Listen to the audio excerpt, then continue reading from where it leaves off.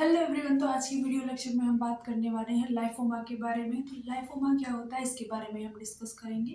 तो सबसे पहले एक जनरल इंट्रोडक्शन के बारे में हम बात कर लेते हैं कि लाइफोमा क्या होता है। तो हमने कई बार डिस्कस किया है डब्ल्यूबीसी सेल्स के बारे में जो हमारी ब्लड में पाई जाती हैं।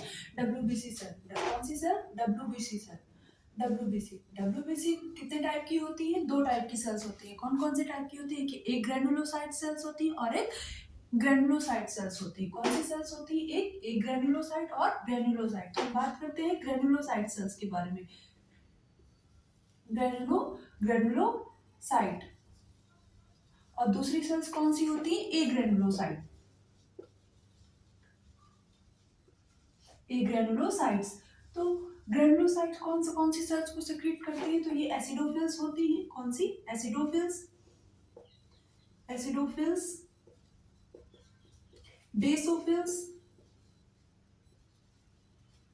बेसोफिल्स और न्यूट्रोफिल्स। और कौन सी? न्यूट्रोफिल्स। न्यूट्रोफिल्स। एक ग्रेनुलोसाइट क्या करती है? एक ग्रेनुलोसाइट हमारी क्या करती है? तो दो सेल सेक्रेट करती है। मोनोसाइट, मोनोसाइट और दूसरा कौन सा? लिम्फोसाइट। और दूसरा कौन सा? लिम्फोसाइट। लिम्फोसाइट। तो हम यहाँ पे मेनली किसको डिस्कस कर रहे हैं? लिम्फोसाइट सेल के बारे में। जितना भी हम पढ़ते हैं हम लिम्फोसाइट के बारे में पढ़ेंगे। तो लिम्फोसाइट क्या होता है? लिम्फोसाइट क्या करता है? हमारे सेल्स को सिक्रीट करता है। कौन सी? बी सेल्स, बी सेल्स और टी सेल्स। कौन सी? बी सेल्स और टी सेल्स। तो जैसा कि हम जानते हैं बी सेल्स कौन सी इम्यूनिटी प्रोवाइड करती है? हमारे B cells humoral immunity provide करती है और T cells cell mediated immunity provide करती है। तो बी सेल्स आगे चल के क्या बनाती है? ये प्लाज्मा सेल्स। क्या बनाती है ये? Plasma cells. Plasma cells. अगर कोई भी चीज यहाँ पे, अगर कोई भी इन्वायरमेंटल चेंजेस या म्यूटेशनल चेंजेस बॉडी में हो रहे हैं और बी सेल्स की मेलिग्नेंसी हो गई, उसको क्या बोलते हैं? उसको लाइफोमा बोलते हैं। क्या बोलते हैं? उसको लाइफोमा बोलते हैं। अगर बी सेल्स की मेलिग्नेंसी हो गई, बी सेल्स की मेलिग्नेंसी कैसे हो गई? अगर कोई बॉडी में म्यूटेशनल चेंजेस हो गए या इनहेरिडिटरी चेंजेस हो गए या कोई ड्रग्स ले लिया, उसके ड्रग्स ने कोई साइड इफेक्ट अपना स्टार्ट किया और जो है बॉडी के अंदर म्यूटेशनल चेंजेस स्टार्ट हो गए, तो बी सेल्स की मेलिग्नेंसी होने लगती है। बी सेल्स की मेलिग्नेंसी होगी तो वो कुछ बॉडी पार्ट को अफेक्ट करती है। तो बॉडी पार्ट के कौन से? जैसे लिम्फ नोड्स को अफेक्ट करते हैं। लिम्फ नोड कहाँ कहाँ पे पाए जाते हैं? तो लिम्फ नोड जो होते हैं स्प्लीन में पाए जाते हैं, थाइमस में पाए जाते हैं, बोन मैरोज, इन सब चीजों को अफेक्ट करते हैं। उनको हम क्या बोलते हैं? लिम्फोमा बोलते हैं। क्या बोलते हैं? लिम्फोमा बोलते हैं। तो ये था हमारा जनरल इंट्रोडक्शन की बी सेल्स की मेलिग्नेंसी को हम क्या कहते हैं? लिम्फोमा कहते हैं। तो यहाँ पे लिखते हैं malignancy. Malignancy of B cells. किसकी मेलिग्नेंसी? बी सेल्स की मेलिग्नेंसी होती है। तो बी सेल्स किसको अफेक्ट करते हैं? लिम्फ नोड को अफेक्ट करते हैं। किसका इन्वेजन करने लगते हैं? लिम्फ नोड का इन्वेजन करने लगते हैं। किसका? Invasion, invasion of lymph nodes. Lymph node का इन्वेजन करने लगते हैं। लिम्फ नोड का इन्वेजन करने लगते हैं। तो लिम्फ नोड स्वेल होने लगता है। लिम्फ नोड क्या होने लगता है? स्वेल होता है, टेंडर होने लगता है। तो ये था जनरल इंट्रोडक्शन। हमने लिम्फोमा के बारे में बात किया। लिम्फोमा क्या होता है? किसकी मेलिग्नेंसी होती है? बी सेल्स की मेलिग्नेंसी होती है। तो बी सेल्स क्या करती है? बी सेल्स हमारे क्या सी इम्यूनिटी प्रोवाइड करती है? ह्यूमरल इम्यूनिटी प्रोवाइड करती है। तो बी सेल्स में जब भी मेलिग्नेंसी शो होगा तो बी सेल्स क्या किस पे अपना इफेक्ट शो करते हैं? लिम्फ नोड पे इफेक्ट करते हैं, जिसको हम लाइफोमा बोलते हैं। तो ये था जनरल इंट्रोडक्शन हमारा लाइफोमा के बारे में। कैसे कैसे डब्ल्यूबीसीज, क्या सबसे पहले डब्ल्यूबीसी किस में डिवाइड होती है? ग्रेनुलोसाइट सेल्स में, ए ग्रेनुलोसाइट सेल्स में। फिर ग्रेनुलोसाइट सेल्स तीन सेल्स सेक्रेट करती है, एसिडोफिल्स, बेसोफिल्स और न्यूट्रोफिल्स। एक ग्रेनुलोसाइट दो सेल सेक्रेट करती है, मोनोसाइट और लिम्फोसाइट। मेन वर्क किसका होता है? लिम्फोसाइट का। सबसे ज्यादा काम लिम्फोमा में कौन सी सेल्स करती है? लिम्फोसाइट। लिम्फोसाइट क्या सेक्रेट करती है? बी सेल्स और टी सेल्स को। किसको? बी सेल्स और टी सेल्स को। बी सेल्स प्लाज्मा सेल्स बाद में चल के ये प्लाज्मा सेल्स बनाती है। प्लाज्मा सेल्स के बारे में हमने फर्दर लेक्चर में डिस्कस किया था। कौन सी प्लाज्मा सेल्स होती है? आईजीई, आईजीए, आईजीएम, ये सारी प्लाज्मा सेल्स होती हैं। तो बी सेल्स में जब भी कोई इन्वेजन होता है, जब भी कोई म्यूटेशनल चेंजेस शो होते हैं बॉडी में, तो बी सेल्स में मेलिग्नेंसी दिखना स्टार्ट हो जाती है, जिसको हम क्या बोलते हैं? लाइफोमा बोलते हैं। तो आज की इस लेक्चर में हम बात करते हैं हॉजकिंस लाइफोमा के बारे में। क्या? हॉजकिंस लाइफोमा के बारे में। तो जैसा कि मैंने आपको बताया, लाइफोमा के बारे में डिस्कस करेंगे। लिखते हैं लाइफोमा। तो लाइफोमा क्या होता है? It is a malignancy of B cells. It is a malignancy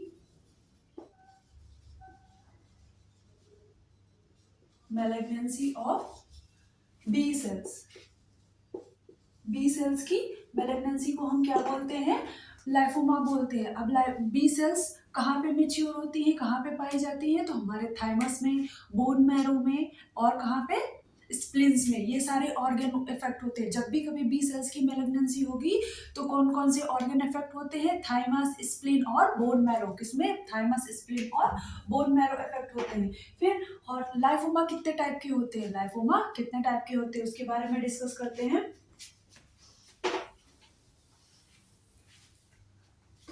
type of लाइफोमा के बारे में डिस्कस करते हैं।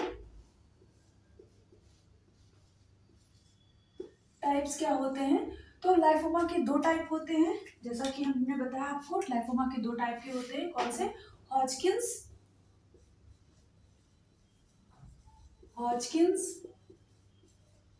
लाइफोमा, हॉजकिंस लाइफोमा और नॉन हॉजकिंस लाइफोमा। और कौन सा? नॉन हॉजकिंस लाइफोमा। नॉन हॉजकिंस लाइफोमा।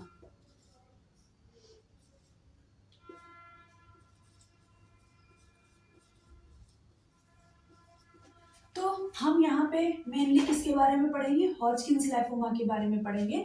डीप डिस्क्रिप्शन हम किसके लिए करेंगे? हम हॉजकिंस लाइफोमा के लिए करेंगे। तो सबसे पहले हम यहाँ पे जनरल देख लेते हैं कि हॉजकिंस लाइफोमा क्या होता है। जैसे हमने बताया कि मेलिग्नेंसी किसकी होती है? बी सेल्स की। तो बी सेल्स क्या करती है?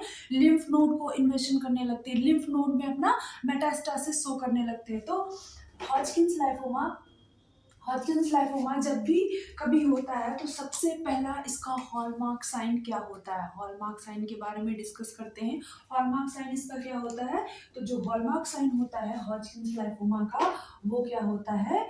Reed Sternberg cells. कौन सी सेल्स पाई जाती है? रेड स्टीनबर्ग सेल्स पाई जाती हैं। बर्ग सेल्स पाई जाती हैं। और रेड स्टीनबर्ग इसका हॉलमार्क साइन है। क्या है? हॉलमार्क साइन है। ये क्वेश्चन पूछा जाता है। Hallmark sign Reed Sternberg cells होते हैं। और सबसे पहले देखते हैं कि ये किस एज ग्रुप में होता है। जो हमारा हॉजकिंस लाइफोमा है, हॉजकिंस लाइफोमा किस एज ग्रुप में होता है? तो हॉजकिंस लाइफोमा का जो एज ग्रुप होता है वो 16 से 30 ईयर्स के पीपल्स में पाया जाता है। किसमें? 16 से 30 ईयर्स के पीपल्स में होता है। Reed Sternberg cells hallmark sign होता है। रेड स्टीनबर्ग सेल्स जो होती है मल्टी न्यूक्लिएटेड सेल्स होती हैं। क्या होती हैं? रेड स्टीनबर्ग सेल्स क्या होती हैं? ये मल्टी न्यूक्लिएटेड सेल्स होते हैं। मल्टी न्यूक्लिएटेड सेल्स होती हैं। मल्टी न्यूक्लिएटेड सेल्स होती हैं। और ये जो मल्टी न्यूक्लिएटेड सेल्स होती हैं इनका अपीयरेंस कैसा होता है? कैसे ये अपीयर करती है, कैसे ये दिखती हैं? तो जब भी हम इनको कभी माइक्रोस्कोपिक एग्जामिनेशन करते हैं रेड स्टीनबर्ग सेल्स का, तो कैसे ये दिखती है? इनका अपीयरेंस आउल आई अपीयरेंस रहता है। कैसा रहता है? आउल आई अपीयरेंस रहता है। कैसा अपीयरेंस रहता है? आउल आई अपीयरेंस रहता है। तो इनका ये अपीयरेंस रहता है। तो जब भी हमने आपको बताया कि हॉजकिंस लाइफोमा क्या होता है, हॉजकिंस लाइफोमा 16 से 30 इयर्स एज ग्रुप में मेनली पाया जाता है। और जो इसमें जो सेल्स होती हैं, जो हॉलमार्क साइन होता है, कंफर्मेटरी डायग्नोसिस जब भी हम करते हैं हॉजकिंस लाइफोमा के बारे में, तो हम उसमें एक सेल्स पाई जाती है जिसका क्लिनिकल मैनिफेस्टेशन होता है। क्या होता है? ये रेड स्टर्नबर्ग सेल्स पाई जाती है जिनका हॉलमार्क साइन होता है, इनको हम हॉलमार्क साइन बोलते हैं। फिर ये जो सेल्स होती है, जब भी हम इन सेल्स को माइक्रोस्कोपिक एग्जामिनेशन करते हैं, ये मल्टी न्यूक्लिएटेड सेल्स होती हैं और ये सेल्स क्या करती हैं, ये सेल्स क्या करती हैं, आउल आई अपीयरेंस शो करती है। कैसा अपीयरेंस इनका दिखता है, ये दिखने में कैसी रहती है, आउल आई अपीयरेंस रहती है। तो ये था हमारा हॉजकिंस लाइफोमा के बारे में। जनरल हम यहाँ पे देख लेते हैं नॉन हॉजकिंस के बारे में। नॉन हॉजकिंस के बारे में देखते हैं तो नॉन हॉजकिंस लाइफोमा क्या होता है, तो नॉन हॉजकिंस लाइफोमा जो होता है मोर देन अबव 60 ईयर्स की एज के ऊपर वाले लोगों में होता है। कितना, 60 ईयर्स एज पीपल में पाया जाता है। और इसमें कौन से सेल्स होते हैं, वो मार्क म्यूकोसा एसोसिएटेड लिम्फोइड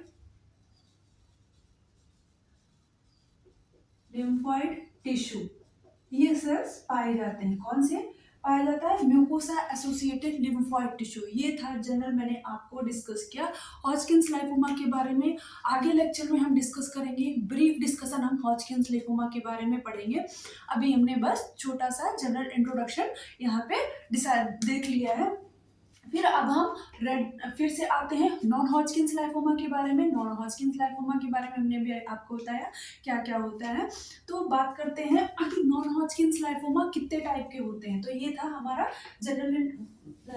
हमारा हॉजकिंस लाइफोमा के बारे में। तो कौन सी एज ग्रुप में पाया जाता है हॉजकिंस लाइफोमा, 16 से 30 ईयर्स एज ग्रुप में पाया जाता है। मल्टी न्यूक्लिएटेड सेल्स होती हैं, उन सेल्स का क्या नाम होता है, उन सेल्स का नाम होता है रेड स्टीनबर्ग सेल्स। और इनका अपीयरेंस कैसा होता है, आउल आई अपीयरेंस होता है। कैसा होता है, आउल आई अपीयरेंस होता है। फिर हॉजकिंस लिम्फोमा कितने टाइप के होते हैं, तो हॉजकिंस लिम्फोमा के बारे में देखते हैं कि हॉजकिंस लाइफोमा जो होता है दो टाइप के होते हैं। कौन से, दो टाइप के होते हैं। एक फर्स्ट कौन सा होता है, टाइप ए और दूसरा टाइप बी। ये जो होता है हॉजकिंस लाइफोमा टाइप बी, ये मोस्ट कॉमन लाइफोमा रहता है। क्या रहता है, मोस्ट कॉमन लाइफोमा रहता है। मोस्ट कॉमन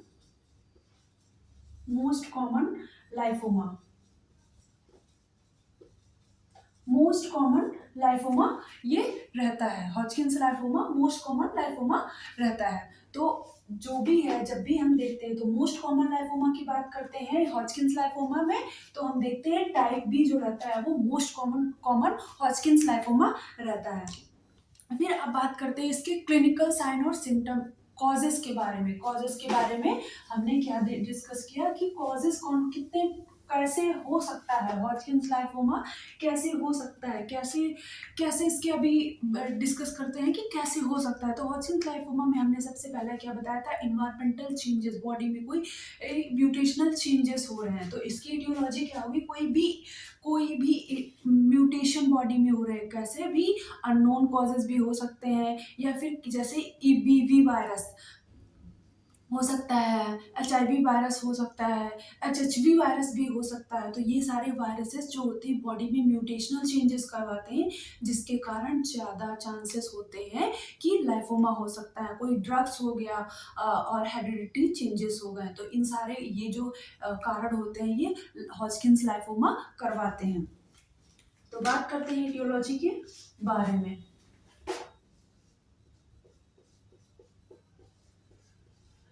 इटियोलॉजी, तो इटियोलॉजी में हमने क्या देखा, कुछ कॉजेस अननोन कॉजेस भी हो सकते हैं। अननोन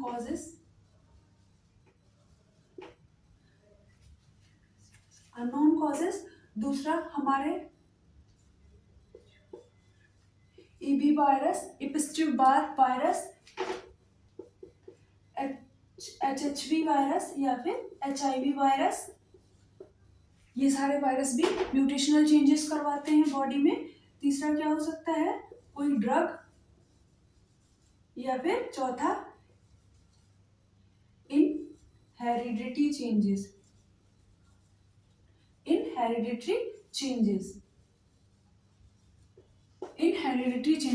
ये चार जो कॉजेस हो सकते हैं क्या कराते हैं हमारी बॉडी में, ये लाइफोमा करवाते हैं, लाइफोमा करवाते हैं। तो सबसे पहले बात करते हैं कॉजेज और इटियोलॉजी के। कुछ कॉजेज इसमें अननोन होते हैं, कभी कभी वायरस जैसे ईबीवी वायरस के बारे में बात किया, एचआईवी वायरस के बारे में बात किया, एचएचवी वायरस के बारे में बात किया, तो ये क्या करते हैं बॉडी में ये ब्यूटेशनल चेंजेस करवाते हैं। ब्यूटेशनल चेंजेस करवाएंगे तो किस पे एक्ट करेगा, ये किस पे एक्ट करता है, ये बी सेल्स पे एक्ट करता है। बी सेल्स क्या अपनी मेटास्टेसिस शो करती है और इन्वेजन शो करना स्टार्ट करती है, किस पे, लिम्फ नोड पे। लिम्फ नोड पे ये अपनी मेटास्टेसिस शो करना स्टार्ट करते हैं। तो ये थे इसके कॉजेस के बारे में। अब हम डिस्कस क्या किसको डिस्कस करेंगे, किसको डिस्कस करते हैं हम, इसके साइन और सिम्टम्स के। तो साइन और सिम्टम्स में हम एक चीज पढ़ते हैं, सबसे पहले इसके साइन और सिम्टम्स क्या होते हैं। साइन एंड होता है इनका, फर्स्ट अपीयरेंस होता है, कहाँ पे ये अपीयर होते हैं, सर्वाइकल रीजन पे या फिर नेक रीजन पे। फिर small neck region, neck and या फिर इसको सर्वाइकल रीजन भी बोल सकते हैं। यहाँ पे अपीयरेंस इनका होता है। फिर बात करते हैं जब भी ये क्या होते हैं, पेल और टेंडरनेस होते हैं। अब बात करते हैं लिम्फ नोड डेवलप हुआ, क्या हुआ, एक लिम्फ नोड अगर डेवलप हुआ, ये हमारी ट्रकिया है,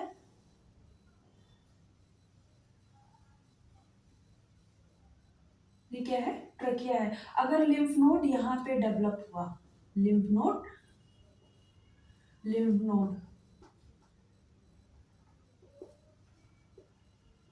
लिम्फ नोड, लिम्फ नोड अगर यहाँ पे डेवलप हुआ तो ये क्या करवाता है, जब भी लिम्फ नोड बढ़ेगा तो ये ट्रैकियल डेविएशन करवाता है। क्या ये करवाएगा, ट्रैकियल,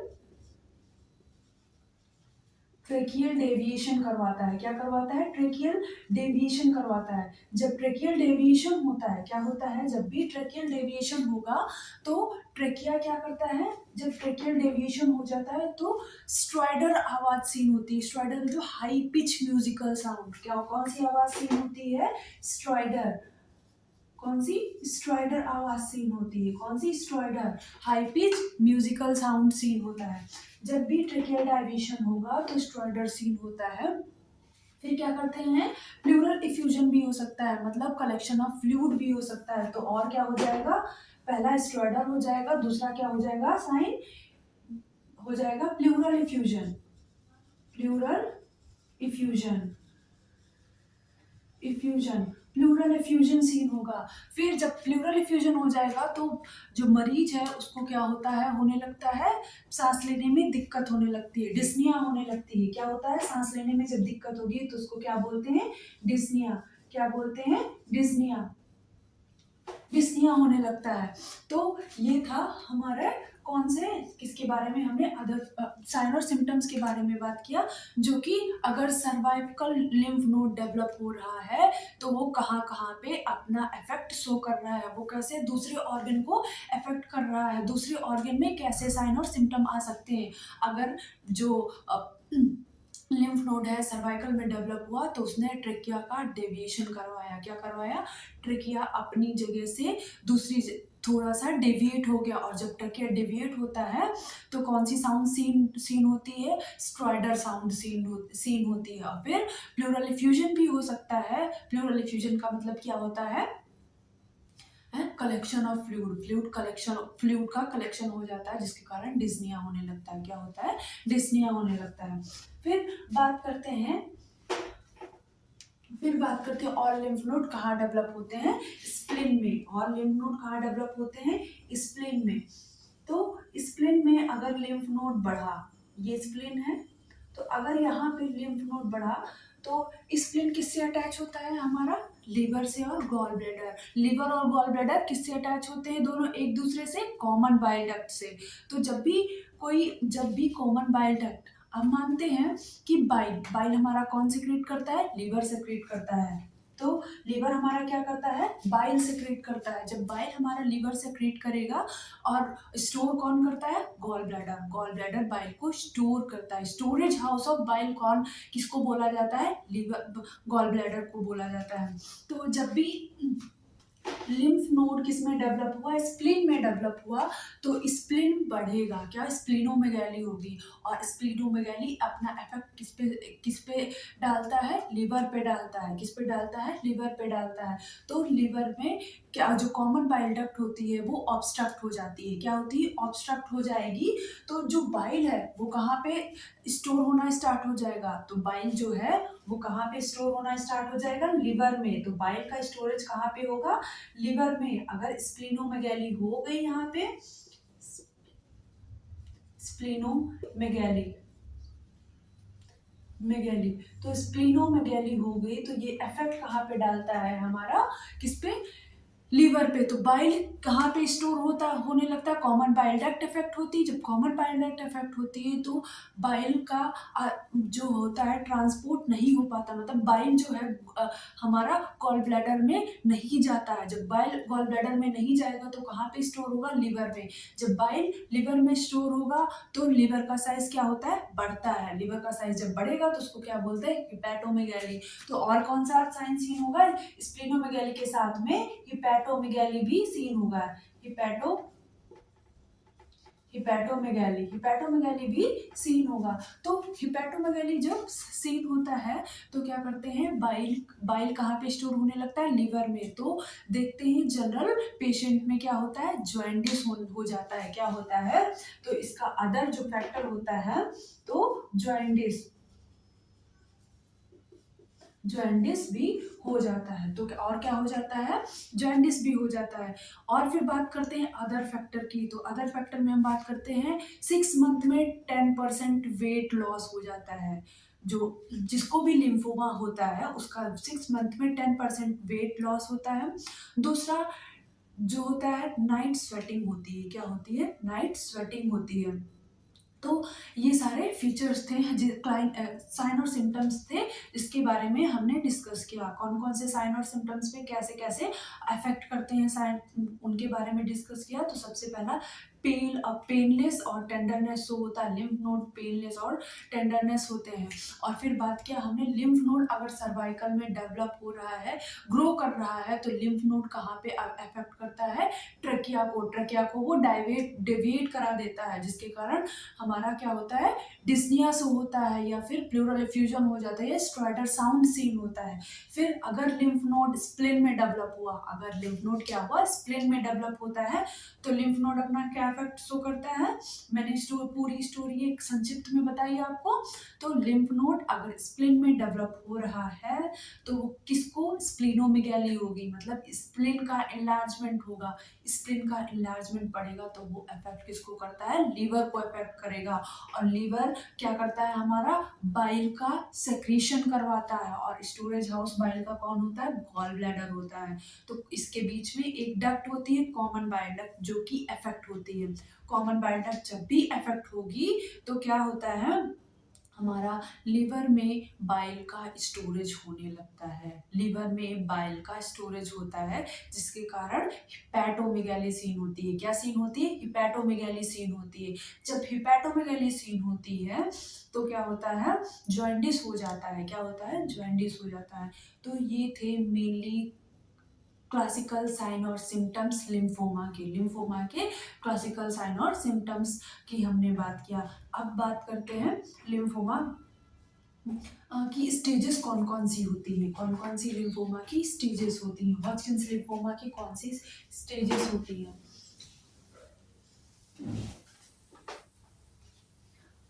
तो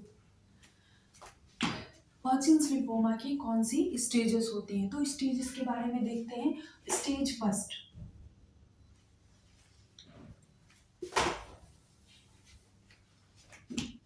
stage first, stage first, stage first. तो स्टेज फर्स्ट में only one lymph node involve होता है। क्या होता है, एक लिम्फ नोड इन्वॉल्व होता है। Involvement of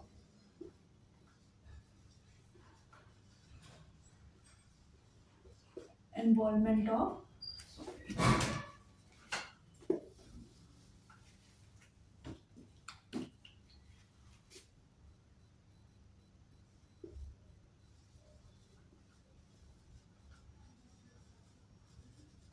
involvement of one lymph node, involvement of one lymph node। Stage second में,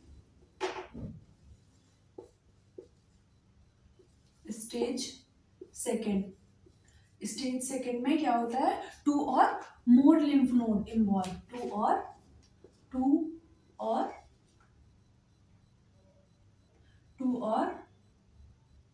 more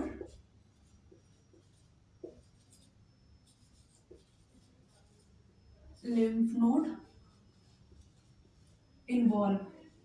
involve of same side, मतलब सेम साइड की बॉडी के सेम साइड में दो या दो से अधिक लिम्फ नोड का इन्वॉल्वमेंट क्या कहते हैं, हाँ, involve of same side, body के सेम साइड की तरफ दो या दो से अधिक लिम्फ नोड के इन्वॉल्वमेंट को हम क्या कहते हैं, स्टेज सेकंड में आते हैं। फिर बात करते हैं स्टेज थर्ड में। Stage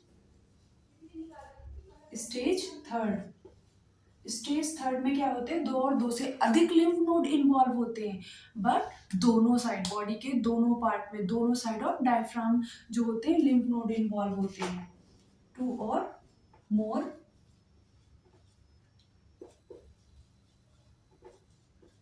lymph node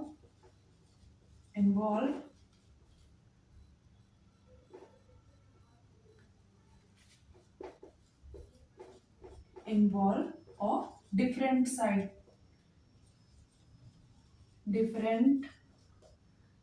of body part,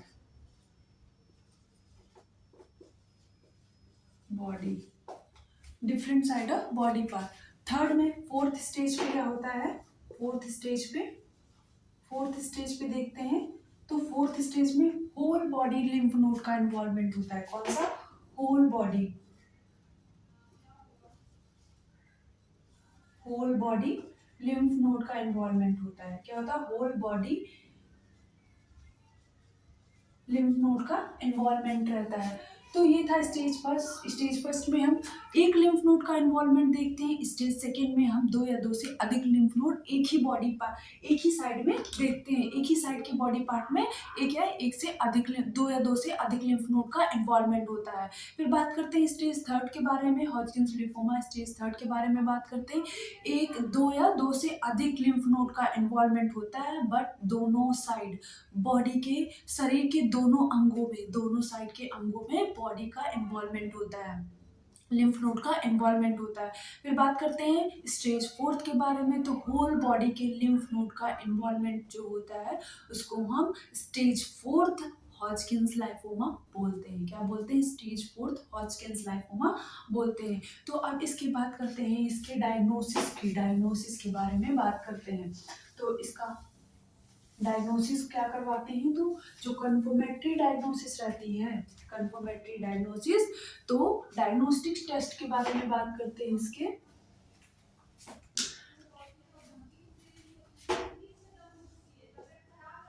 बारे में देखते हैं। बायोप्सी में हम एक्सीजनल बायोप्सी, दूसरा होता है इंसीजनल बायोप्सी और FNAC fine needle aspiration cytology कराते हैं। और फिर या तो एक्सरे करवाते हैं, एक्सरे और ब्लड इन्वेस्टिगेशन, और क्या करवाते हैं, ब्लड इन्वेस्टिगेशन करवाते हैं। तो जो कंफर्मेटरी टेस्ट रहता है, इसका कंफर्मेटरी टेस्ट रहता है लाइफोमा का, वो क्या रहता है, बायोप्सी रहता है। क्या रहता है, बायोप्सी रहता है। ये था हमारा डायग्नोस्टिक टेस्ट के बारे में हमने डिस्कस किया। कौन सा, बायोप्सी, जो कि excisional, incisional, fine needle aspiration करवाया, एक्सरे करवाया, और तीसरा ब्लड इन्वेस्टिगेशन करवाया। अब हम बात करते हैं कीमोथेरेपी रेजिमेन के बारे में। किसके, कीमोथेरेपी रेजिमेन के बारे में देखते हैं। इसके कीमोथेरेपी रेजिमेन,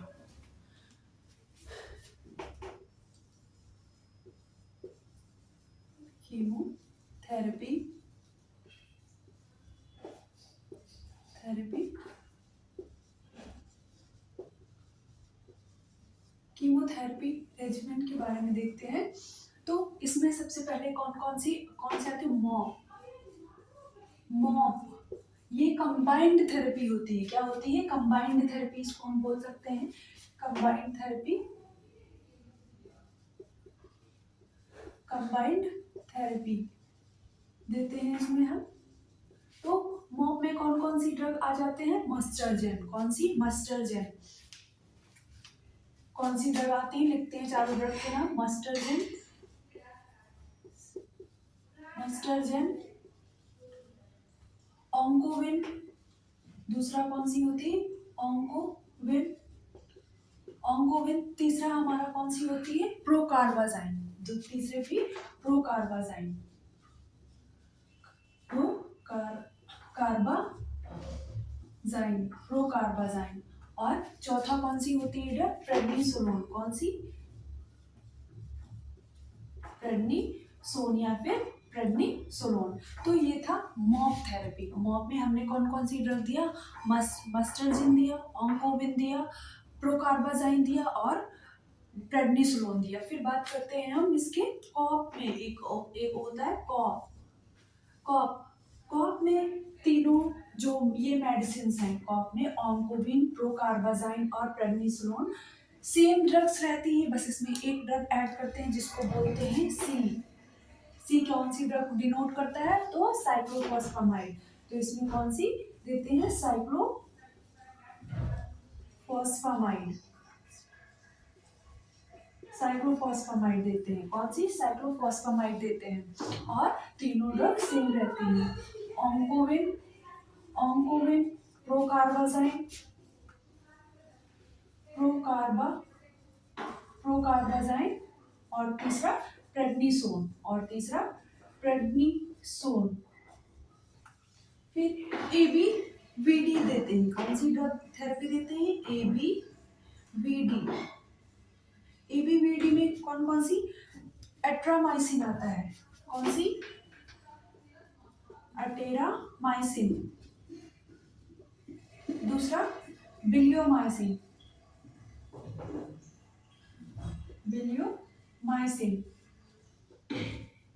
तीसरा कौन सा आता है? विनक्रिस्टिन।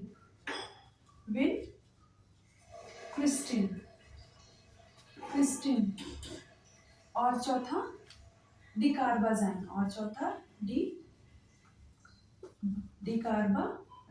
डिकार्बाजाइन।